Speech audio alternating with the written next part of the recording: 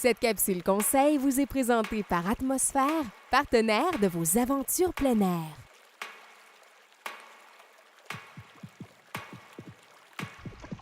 La planche à pagaie a connu une croissance fulgurante les dernières années. C'est une super belle activité à faire sur l'eau. Ça combine un peu le plaisir du surf, la mise en forme du kayak, du canot. Ça demande beaucoup de force, beaucoup d'équilibre. C'est très plaisant. On est plus haut, on voit plus loin, on voit dans l'eau. C'est super agréable.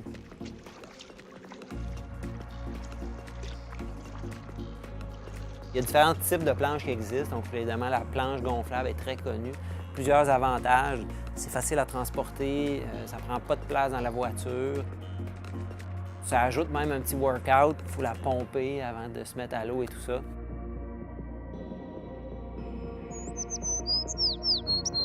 Par contre, la planche rigide reste, dans la plupart des conditions, la plus performante. Ça surfe mieux, ça glisse mieux sur l'eau. Il faut choisir une planche qui est en fonction de notre poids. Après ça, la largeur va avoir un impact au niveau de la stabilité. Donc, si on sait qu'on est moins habile avec une planche ou tout ça, on peut choisir une planche qui est un peu plus large.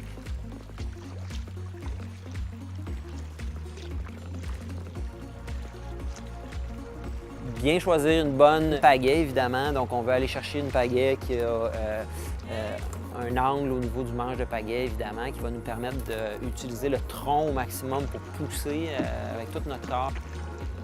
La bonne forme en V ici va faire que la pagaie se guide bien dans l'eau. On va choisir une pagaie qui est de 8 à 10 pouces plus haut que notre grandeur, plus haut que nous. Plus vers le 8 pouces si on veut surfer, avoir une pagaie maniable. Plus vers le 10 pouces si on veut une pagaie qui a beaucoup de puissance pour faire des longues distances sur l'eau calme.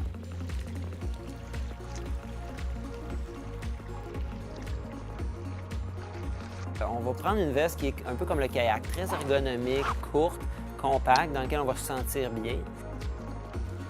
On doit avoir notre veste sur nous ou à bord de l'embarcation pour être légal sur le plan d'eau.